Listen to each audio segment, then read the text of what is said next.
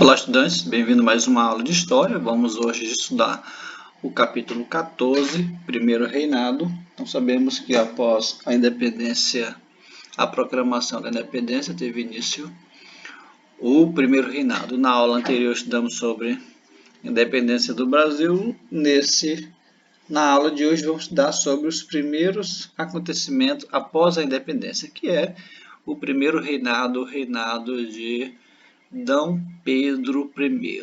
Nesse reinado vamos ter aqui alguns fatos históricos bem conhecidos, por exemplo, a liberdade, segurança, a temática da questão da propriedade privada, direitos constitucionais, etc. Então vemos aqui um quadro, coroação de D. Pedro I. Esse que é um rei que ficou marcado na história do Brasil, bem popular devido a se envolver em bastantes questões polêmicas. Então, aqui na página 177, temos resistência interna. De modo geral, no governo de Dom Pedro I foi recebido com resistência, tanto é que nós vamos ter movimentos de revolta e movimentos regionais, movimentos de luta por independência em vários estados, entre esses estados no Maranhão, Bahia, Pará, Piauí e a atual província da Cisplatina. Cisplatina que hoje é o país Uruguai, Aquela região já foi anexada ao Brasil uma época. Vamos seguir, então, escravos lutando na Bahia, então uma série de movimentos exigindo o fim da escravidão, movimentos exigindo maior liberdade de comércio, maior liberdade política em vários estados, principalmente a região Nordeste e Norte. Reconhecimento internacional da nossa independência, do Brasil como país soberano. Tivemos os Estados Unidos como o primeiro país. Tivemos a Inglaterra, o governo dos Estados Unidos, o primeiro a reconhecer a independência do Brasil. Também tivemos a Inglaterra como o país que vai reconhecer a independência do Brasil. Portugal, a princípio, não quis reconhecer a independência do Brasil. Já o governo inglês tinha interesse na independência do Brasil. Então vai ter uma negociação envolvendo Brasil, Portugal e Inglaterra. Então, assim, a mediação da Inglaterra, o governo português concordou em fazê-lo em 1825, a troca de uma indenização de 2 milhões de libras esterlina, que é a moeda inglesa, e de concessão a Dom João VI ao título de imperador honorário do Brasil. Então, veja a negociação envolvendo aí, na qual o Brasil teria que pagar a indenização, uma espécie de recompensa pelo reconhecimento da independência brasileira. Então temos aqui também um outro quadro importante, que é os primeiros sons do hino da independência. Então, novo símbolo. Então temos aqui Dom Pedro, tocando piano, ele que era músico também, tocava alguns instrumentos musicais. Então esse era o cenário dos primeiros passos do primeiro reinado de Dom Pedro I, à frente do governo brasileiro. As lutas políticas pelo controle do poder.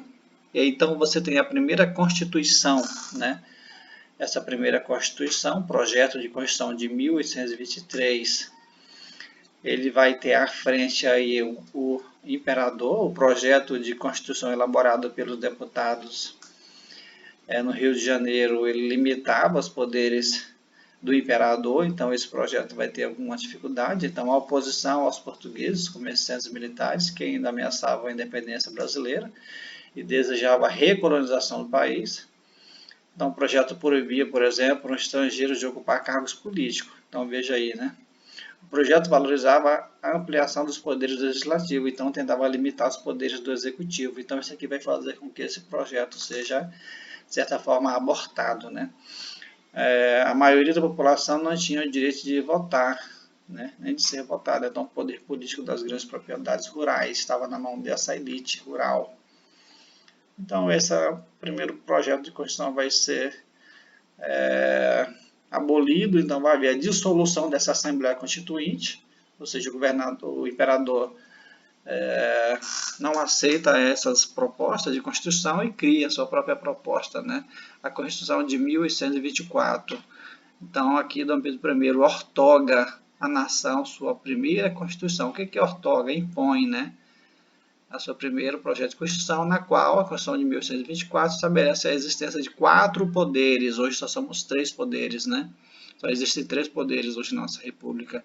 Então, veja que não era República, era o Império, então havia a existência de 4 poderes. O primeiro dele, o legislativo, composto por senadores, deputados encarregados de elaborar leis do Império. Executivo, exercido pelo imperador, né? Ministro de Estado, encarregado de administração pública. Aí você tinha um poder moderador, esse poder que não existe mais, né?